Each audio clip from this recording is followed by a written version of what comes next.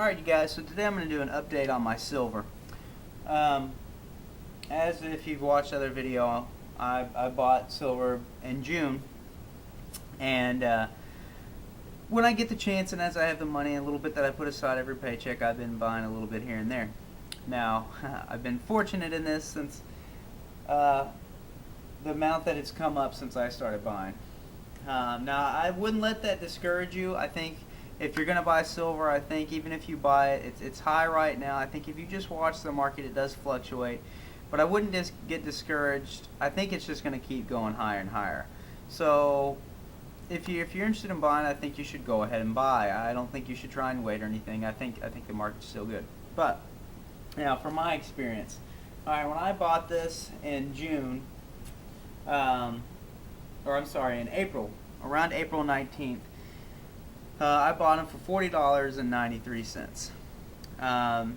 Now, today this is worth $44.53. So, a little less than $4 on a $40 investment. I think that's pretty good. Silver has gone up a lot lately. It was at I paid about, when I bought these, they were about $17.50 an ounce. Silver is at about $17.50 a troy ounce.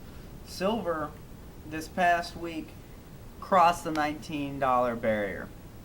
Now it's back down a little bit today, but it has gone up, and I think it will continue to go up. In fact, I think it'll continue to go up until we essentially see a huge spike in it.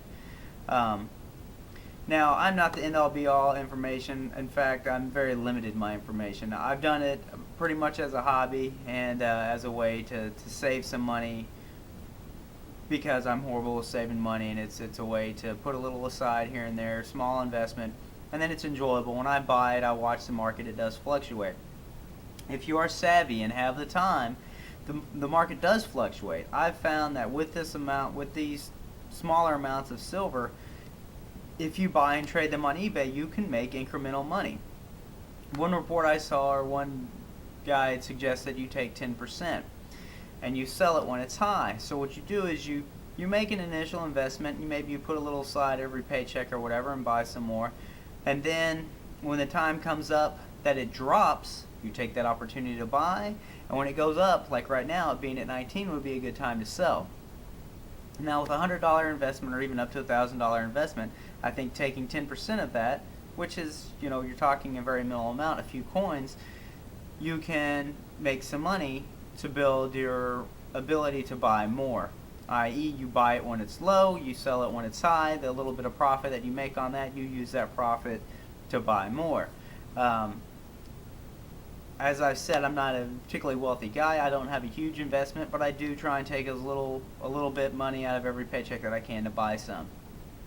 Now, I've stuck with this denomination to keep you guys going, because I don't want you to get freaked out. I mean, even still, I spent, you could buy what I have here for less than $45. And I think it's a good investment. I've got 16 coins. I would recommend buying a roll, buying 20 coins and going from there. There's a lot of different ways to buy silver. I have some 90% silver, and these are 40% silver. For my monetary bracket, I think the 40% is a good way to go. I've also found it to be the best deals. It seems like the market's better on them. You can catch them where people just kind of overlook them because they are only 40%, and you do obviously have to have quite a bit of them, in the weight and the space and whatever. For me, it hadn't been a problem. Trust me, I don't have $50,000 in $half-dollar coins laying around. But for me, it's been a good thing to do. And then also, when you take them and you sell them per coin, you make them more per coin. So when the market's high, you go back on eBay and you sell them per coin. You're typically going to make a little bit more. You just have to watch your costs as far as what you're going to be charged by eBay and your shipping costs and things like that. So just be aware of those. Also, on that note, when buying any of this stuff off eBay, which I found to be pretty reliable, watch what you're doing. Watch how much the shipping cost is. That's where you're going to get screwed if you don't watch what's going on here. You have to watch the shipping cost. I also do the coins because I'm conscious of fraud. I think on eBay, if you're buying coins, you're talking about somebody, if they're going to try and fraud you on eBay with fake coins, then they're producing fake coins. And if some guy's off producing fake coins, even if they're $50, I'm pretty sure he's not going to be selling them on eBay. So if you got somebody counterfeiting, they probably, are doing more with it than selling on eBay. So I don't worry too much about these $40 coins. Now, even after that, I was, conscious of the fact that, well, how do I test these? If it is inaccurate or whatever. Like I say, I don't believe that that's possible. I also believe that these are possibly the safest way to do it. Like I say, you're dealing with somebody that's going to be counterfeiting money if they're frauding you.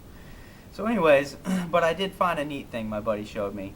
See if I can get this to work without it. You hear how that's got a nice little ring to it? Alright, so this is a 64. This is 90% silver. So there's that guy. Now these are the 40% silver ones. Oh, I'm trying to stretch way across this table and do this. See, I hope you guys can hear that.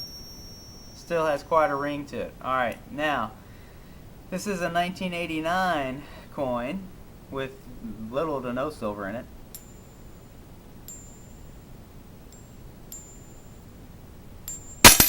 Anyways, I hope you guys can tell the difference in that. Anyways, I thought that was pretty neat. But there you go. So there's my update. So today, these coins that I bought for $40.93, 4 months later is worth $45.53. It was actually worth a little bit more than that this past weekend before the market settled out and came back down below 19.